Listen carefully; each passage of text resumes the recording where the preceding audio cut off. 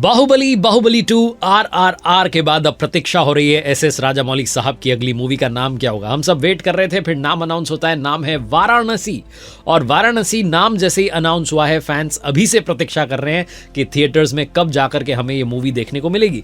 S Rajamouli की movie आने वाली है और इतना एक्साइटमेंट किसी और मूवी के लिए इंडिया में अब तक देखा नहीं गया।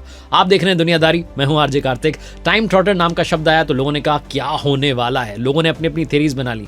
लोग कह रहे हैं कि राजामौली साहब जो है टाइम ट्रैवल का पूरा सीक्रेट जो बताने वाले हैं, योग विज्ञान दर्शन सबको एक ही फ्रेम में उन्होंने डाउनलोड कर दिया है। कोई कह रहा है कि ये जो पिक्चर है ये युगों को जोड़ने वाली है, कोई कह रहा है कि दुनिया की सबसे बड़ी टाइम ट्रैवल वाली मूवी बनने वाली है, और कोई कह रहा है कि ये पिक्चर नहीं है बल्कि नया कल्चर शुरू करने वाली नई टेक्नोलॉजी जो है वो आ चुकी है। सोशल मीडिया पर लोग जो है क्रेजी हो रहे हैं, तो आइए इस वाइब को डिकोड करते हैं और पूरी कहानी आपको इस छोटे से वीडियो में बताते हैं एस राजामौली की वाराणसी की। एस राजामौली और महेश बाबू ये वो जोड़ी है जिसके आने भर से फैंस का दिमाग जो है 4G से सीधे अंतरिक्ष की स्पीड पकड़ लेता है। लोग तो बस इनका नाम सुनते ही मान लेते हैं जो भी आएगा ऐतिहासिक आएगा। टीजर ने तो हाइप को सीधा सूरज से भी ऊपर जो है लॉन्च कर दिया है। शुरुआत होती है काशी की ऐसी दिव्य झलक के साथ कि किसी ने कहा काशी भी स्वयं को HD में देखने लगी होगी।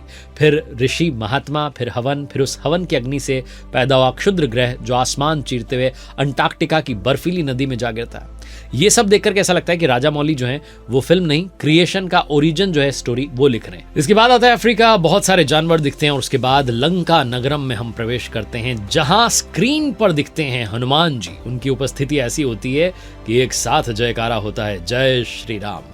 उसके बाद की जो फ्रेम है वो है मणिकर्णिका घाट की दहकती जो है बैकग्राउंड है। वहां हाथ में त्रिशूल थामे नंदी पर सवार होकर रुद्र रूप में आते हैं महेश बाबू।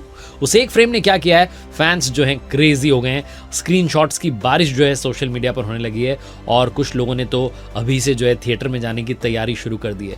फिर इवेंट जब हुआ, ये जब लॉन्चिंग हो रही थी तो महेश बाबू का डायलॉग आता है कि मैं अपने डायरेक्टर को गर्व महसूस करवाऊंगा। वाराणसी रिलीज होने के बाद पूरे देश को गर्व होगा और पूरी दुनिया जो है इंडियन सिनेमा पर गर्व करेगी। बॉलीवुड वर्सेस साउथ इंडियन जो सिनेमा है उसकी जो डिबेट थी वो बहुत पीछे रह गई। अब तो इंडियन सिनेमा, जिसे हम भारतीय सिनेमा कहते हैं, वो बहुत आगे निकल चुका है।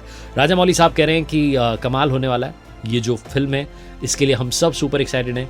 और उन्होंने ये भी कहा है उस इवेंट में कि महेश बाबू जो हैं उनमें भगवान श्री कृष्ण का आकर्षण भी है और भगवान श्री राम की शांति दोनों है।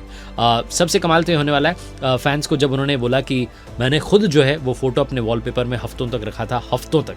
ये सुनते ही लोगों ने बोला कि राजामौली ने अगर ये वॉलपेपर लगा लिया तो भैया सोचो इतिहास जो है वो लिखने आ रहा है ये किरदार जो महेश बाबू निभाने जा रहे हैं। रिलीज अभी बहुत आगे, 2 साल बाद 2027 में रिलीज होगी, लेकिन क्रेज ऐसा चल रहा है जैसे पिक्चर अगले ही हफ्ते रिलीज होने वाली है और टिकट्स जो है वो मिलने नहीं है, यानी कि हाउसफुल चल रहा है। हम सब सुपर डुपर एक्साइटेड हैं वाराणसी को लेकर के। आपका एक्साइटमेंट आप कमेंट बॉक्स में अवश्य बताइएगा।